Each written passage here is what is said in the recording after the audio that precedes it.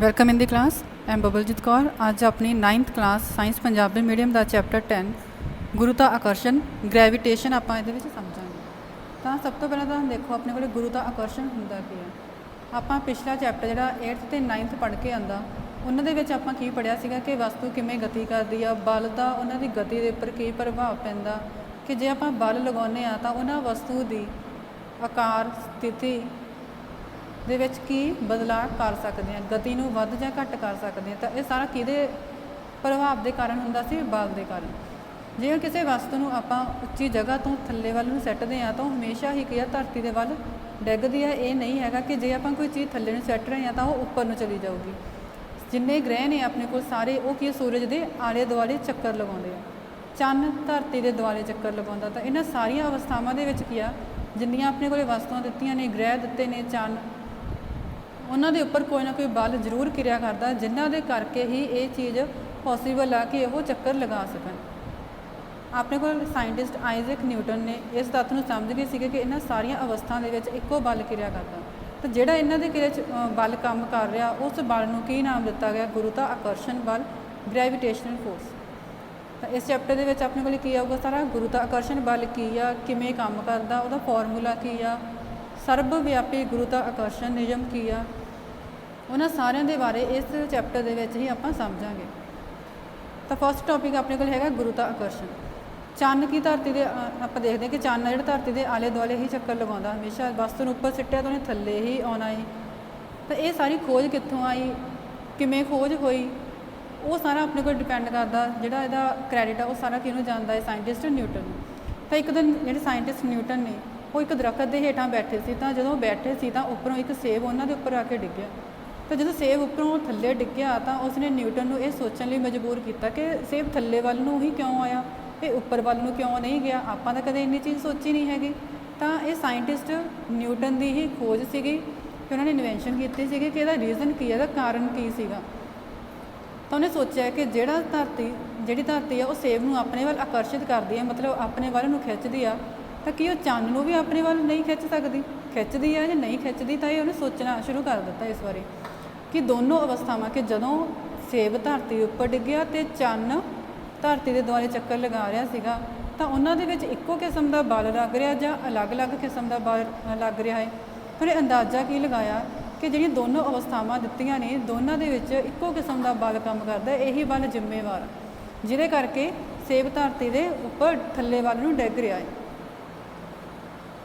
ਗ੍ਰਹਿ ਮਾਰਗ ਦੇ ਹਰੇਕ ਬਿੰਦੂ 'ਤੇ ਹੁਣ ਜਦੋਂ ਚੰਨ ਨੇ ਘੁੰਮਣਾ ਸ਼ੁਰੂ ਕਰਨਾ ਧਰਤੀ ਦੇ ਦੁਆਲੇ, ਤਾਂ ਉਹਦਾ ਹਰੇਕ ਪੁਆਇੰਟ ਕਿ ਜੇ ਉਹ ਇਸ ਤਰ੍ਹਾਂ ਘੁੰਮ ਰਿਹਾ ਤਾਂ ਇਹਦਾ ਮਾਰਗ ਹੋ ਗਿਆ, ਉਹਦਾ ਰਸਤਾ ਹੋ ਗਿਆ ਕਿ ਕਿਹੜੇ ਰਸਤੇ ਦੇ ਥਰੂ ਮੂਵ ਕਰ ਰਿਹਾ। ਤਾਂ ਹਰੇਕ ਬਿੰਦੂ 'ਤੇ ਚੰਨ ਇੱਕ ਸਰਲ ਰੇਖੀ ਪਥ 'ਤੇ ਗਤੀ ਨਹੀਂ ਕਰਦਾ, ਬਲਕਿ ਧਰਤੀ ਵੱਲ ਡਿੱਗਦਾ ਰਹਿੰਦਾ ਹੈ ਕਿ ਉਹ ਧਰਤੀ ਦੇ ਵੱਲ ਨੂੰ ਜਾਣਾ ਸ਼ੁਰੂ ਕਰ ਦਿੰਦਾ, ਮਤਲਬ ਅੰਦਰ ਵੱਲ ਨੂੰ ਡਿੱਗਣਾ ਸ਼ੁਰੂ ਕਰ ਦਿੰਦਾ ਇਸ ਤਰ੍ਹਾਂ। ਇਸ ਲਈ ਚੰਨ ਜ਼ਰੂਰ ਹੀ ਧਰਤੀ ਦੁਆਰਾ ਆਕਰਸ਼ਿਤ ਹੁੰਦਾ ਹੈ ਕਿ ਜੇ ਧਰਤੀ ਹੁਣ ਚੰਨ ਨੂੰ ਆਪਣੇ ਵੱਲ ਖਿੱਚੂਗੀ ਹੀ ਨਹੀਂ ਤਾਂ ਚੰਨ ਧਰਤੀ ਦੇ ਵੱਲ ਨੂੰ ਡਿੱਗੂਗਾ ਨਹੀਂ। ਤਾਂ ਆਪਣੇ ਕੋਲ ਰਿਜ਼ਲਟ ਕੀ ਆਇਆ ਕਿ ਜੇ ਚੰਨ ਧਰਤੀ ਵੱਲ ਨੂੰ ਡਿੱਗ ਰਿਹਾ ਹੈ ਤਾਂ ਉੱਥੇ ਜ਼ਰੂਰ ਕੋਈ ਬਲ ਕੰਮ ਕਰਦਾ ਹੈ, ਮਤਲਬ ਧਰਤੀ ਨੇ ਉਹਨੂੰ ਆਪਣੇ ਵੱਲ ਜ਼ਰੂਰ ਖਿੱਚਿਆ ਹੈ। ਤਾਂ ਇਸੇ ਕਰਕੇ ਆਪਣੇ ਕੋਲ ਕੀ ਆ, ਚੰਨ ਨੂੰ ਧਰਤੀ ਵੱਲ ਡਿੱਗਿਆ ਹੋਇਆ ਆਪਾਂ ਅਸਲੀਅਤ ਦੇ ਵਿੱਚ ਦੇਖ ਨਹੀਂ ਸਕਦੇ। ਹੁਣ ਆਪਾਂ ਇੱਕ ਐਗਜ਼ਾਮਪਲ ਲੈ ਰਹੇ ਹਾਂ ਕਿ ਆਪਣੇ ਕੋਲ ਇੱਕ ਧਾਗੇ ਦਾ ਟੁਕੜਾ ਹੈ ਅਤੇ ਧਾਗੇ ਦੇ ਟੁਕੜੇ ਦੇ ਨਾਲ ਆਪਾਂ ਇੱਕ ਛੋਟਾ ਜਿਹਾ ਪੱਥਰ ਬੰਨਿਆ ਹੋਇਆ, ਅਤੇ ਜਦੋਂ ਉਸ ਧਾਗੇ ਨੂੰ ਆਪਾਂ ਆਪਣੇ ਹੱਥ ਵਿੱਚ ਫੜ ਕੇ ਇਸ ਤਰ੍ਹਾਂ ਘੁਮਾਉਣਾ ਸ਼ੁਰੂ ਕਰਦੇ ਹਾਂ ਤਾਂ ਤੁਸੀਂ ਦੇਖੋ ਕਿ ਇੱਕ ਚੱਕਰ ਦੇ ਵਿੱਚ ਉਸ ਛੋਟੇ ਪੱਥਰ ਨੇ ਜਿਹੜਾ ਦਿੱਤਾ ਹੋਇਆ ਸੀ ਉਹ ਘੁੰਮਣਾ ਸ਼ੁਰੂ ਕਰ ਦਿੰਦਾ। ਤਾਂ ਆਪਣੇ ਕੋਲ ਕਿਹੜਾ ਰਸਤਾ ਆ ਗਿਆ, ਉਹਦਾ ਕਿਹੜਾ ਪੱਥ ਆ ਗਿਆ? ਗੋਲਾਕਾਰ ਪੱਥ। ਤਾਂ ਇਹ ਆਪਣੇ ਕੋਲ ਕੀ ਸਥਿਰ ਮਾਨ ਵੇਗ ਦੇ ਨਾਲ ਚੱਕਰਾਕਾਰ ਪੱਥ ਵਿੱਚ ਘੁੰਮਦਾ ਹੋਇਆ ਇੱਕ ਪੱਥਰ, ਕਿ ਆਹ ਸਾਰਾ ਇੱਕ ਚੱਕਰਾਕਾਰ ਪੱਥ ਦਿੱਤਾ ਹੋਇਆ ਹੈ, ਇਹਦੇ ਵਿੱਚ ਇੱਕ ਪੱਥਰ ਨੂੰ ਆਪਾਂ ਘੁਮਾ ਰਹੇ ਹਾਂ ਤਾਂ ਕਿਵੇਂ ਘੁੰਮ ਰਿਹਾ ਕਿ ਇਹਦਾ ਮਾਨ ਸਥਿਰ ਰਹਿੰਦਾ, ਚੇਂਜ ਨਹੀਂ ਹੁੰਦਾ, ਇਹਦੀ ਵੈਲੋਸਿਟੀ ਸੇਮ ਰਹਿੰਦੀ ਆ।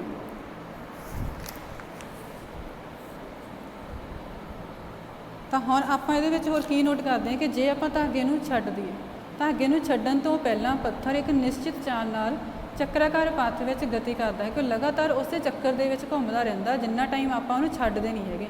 ਅਤੇ ਇਹਦੀ ਚਾਲ ਕਿਵੇਂ ਰਹਿੰਦੀ ਹੈ? ਸਪੀਡ ਨਿਸ਼ਚਿਤ ਰਹਿੰਦੀ ਹੈ, ਕੋਈ ਚੇਂਜ ਨਹੀਂ ਆਉਂਦਾ। ਅਤੇ ਹਰੇਕ ਬਿੰਦੂ 'ਤੇ ਉਸਦੀ ਗਤੀ ਦੀ ਦਿਸ਼ਾ ਬਦਲਦੀ ਹੈ, ਕਿ ਮਤਲਬ ਗਤੀ ਕਦੇ ਵੱਧ ਜਾਂਦੀ ਹੈ, ਕਦੇ ਘੱਟ ਜਾਂਦੀ ਹੈ ਉਸ ਚੱਕਰਾਕਾਰ ਪੱਥ ਦੇ ਉੱਪਰ।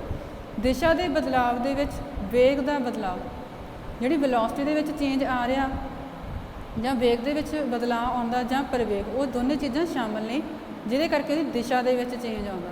ਤੇ ਜਿਹੜੇ ਬਲ ਦੇ ਕਾਰਨ ਪ੍ਰਵੇਗ ਪੈਦਾ ਹੁੰਦਾ, ਜਿਹੜੀ ਐਕਸਲਰੇਸ਼ਨ ਉੱਤੇ ਪ੍ਰੋਡਿਊਸ ਹੋ ਰਹੀ ਆ, ਉਹੀ ਕੀ ਕਰਦੀ ਆ, ਉਸ ਵਸਤੂ ਨੂੰ ਚੱਕਰਾਕਾਰ ਪੱਥ ਦੇ ਵਿੱਚ ਘੁਮਾਉਣ ਲਈ ਗਤੀਸ਼ੀਲ ਰਹਿੰਦੀ, ਘੁੰਮਦਾ ਰਹਿੰਦਾ। ਤੇ ਉਹ ਬਲ ਕਿੱਧਰ ਨੂੰ ਲੱਗਦਾ, ਹਮੇਸ਼ਾ ਹੀ ਕੇਂਦਰ ਵੱਲ ਨੂੰ, ਕਿ ਅੰਦਰ ਵੱਲ ਨੂੰ ਬਲ ਲੱਗਦਾ। ਜੇ ਅੰਦਰ ਵੱਲ ਨੂੰ ਲੱਗੂ, ਹੁਣ ਜਿਵੇਂ ਆਪਾਂ ਇੱਥੇ ਕਹਿ ਦਈਏ ਕਿ ਇੱਥੇ ਆਪਾਂ ਖੜੇ ਸੀ ਤਾਂ ਉਹ ਇਸ ਤਰ੍ਹਾਂ ਆਪਣੇ ਵੱਲ ਨੂੰ ਘੁੰਮੀ, ਬਾਹਰ ਵੱਲ ਨੂੰ ਤਾਂ ਨਹੀਂ ਜਾ ਰਹੀ। ਕਿ ਜੇ ਆਪਾਂ ਬੱਸ ਦੀ ਐਗਜ਼ਾਮਪਲ ਲਈਏ ਕਿ ਜੇ ਆਪਾਂ ਇਸ ਤਰ੍ਹਾਂ ਇੱਕ ਸਰਕੂਲਰ ਟਰੈਕ ਦੇ ਉੱਪਰ, ਚੱਕਰ ਦੇ ਉੱਪਰ ਘੁੰਮ ਰਹੇ ਹਾਂ, ਤਾਂ ਆਪਾਂ ਲੱਗੂਗਾ ਕਿ ਆਪਾਂ ਅੰਦਰ ਵੱਲ ਨੂੰ ਡਿੱਗ ਰਹੇ ਹਾਂ। ਜਦੋਂ ਆਪਾਂ ਨੂੰ ਇੱਦਾਂ ਲੱਗਣਾ ਸ਼ੁਰੂ ਹੋ ਜਾਂਦਾ ਕਿ ਆਪਾਂ ਅੰਦਰ ਵੱਲ ਨੂੰ ਡਿੱਗਦੇ ਹਾਂ, ਤਾਂ ਉੱਥੇ ਕਿਹੜਾ ਬਲ ਕੰਮ ਕਰਦਾ ਹੈ, ਕੇਂਦਰ ਮੁਖੀ ਬਲ, ਸੈਂਟਰੀਪੀਟਲ ਫੋਰਸ।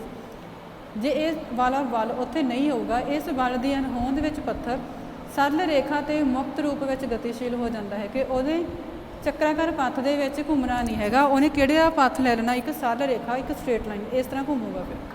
ਤੇ ਇਹ ਸਰਲ ਰੇਖਾ ਚੱਕਰਾਕਾਰ ਪੱਥ ਦੀ ਸਪਰਸ਼ ਰੇਖਾ ਹੋਵੇਗੀ, ਜਿਹੜੀ ਆਹ ਵਾਲੀ ਰੇਖਾ ਆ ਰਹੀ ਹੈ, ਆਪਾਂ ਇੰਗਲਿਸ਼ ਵਿੱਚ ਕੀ ਕਹਿੰਦੇ, ਟੈਂਜੈਂਟ।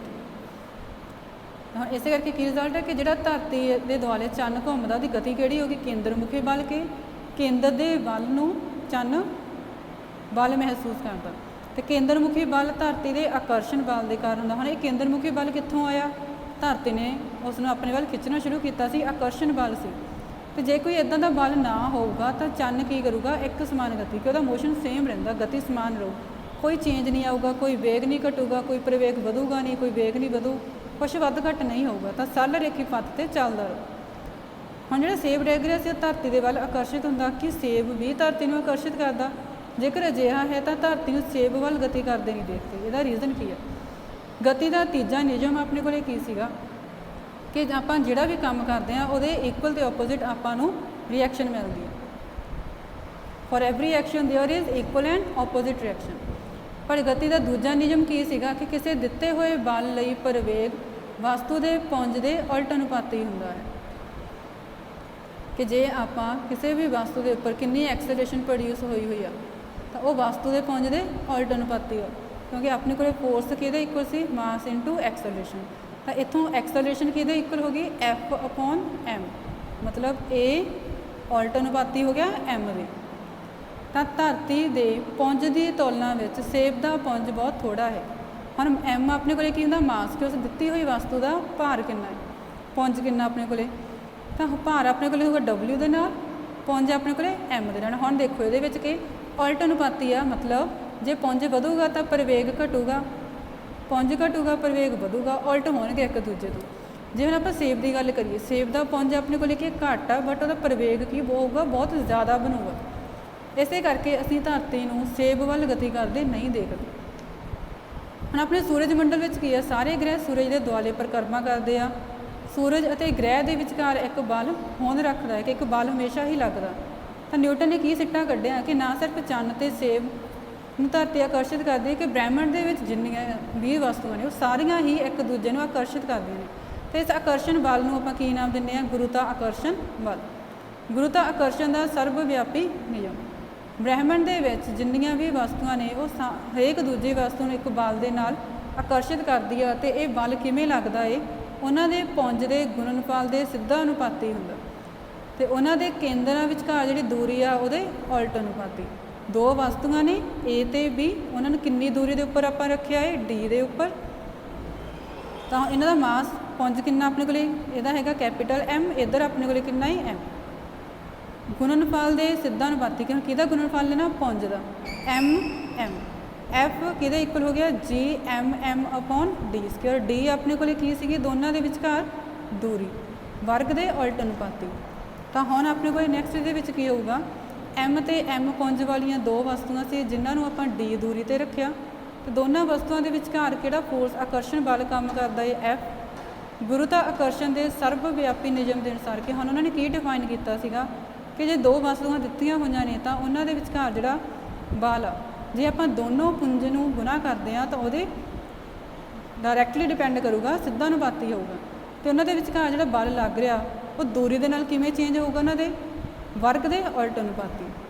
F ਇਨਵਰਸਲੀ ਡਿਪੈਂਡ ਕਰ ਗਿਆ 1/d²। ਹੁਣ ਦੋਨੋਂ ਇਕੁਏਸ਼ਨਸ ਨੂੰ ਇਕੱਠਾ ਕਰ ਦਿਓ, M×M/d²। ਹੁਣ ਇਸ ਅਨੁਪਾਤੀ ਦੇ ਸਾਈਨ ਨੂੰ ਆਪਾਂ ਹਟਾ ਕੇ ਬਰਾਬਰ ਦਾ ਸਾਈਨ ਲਗਾਉਣਾ, तो जो इस तरह आप बराबर का साइन लगाने तो नाल हमेशा एक कॉन्सटेंट लगाना पैंदा स्थिर अंक, वो इत्थे कितना है जी। तो हम ये क्रॉस मल्टीप्लाई कर दो, एफ डी स्क्वेयर कि इक्वल आ जी एम एम, तो जी की वैल्यू कितनी आ गई F D square upon M M. G की एस आई इकाई अपने को कितनी है न्यूटन मीटर स्क्वेयर पर किलोग्राम स्क्वेयर। गुरुत्वाकर्षण स्थिर अंक का मान अपने को कितना जी कैपिटल जी आ 6.67 गुना 10 की पावर -11 न्यूटन मीटर स्क्वेयर पर किलोग्राम स्क्वेयर। तो दो वस्तुओं के विचकार जो आकर्षण बल हमेशा ही लगूगा।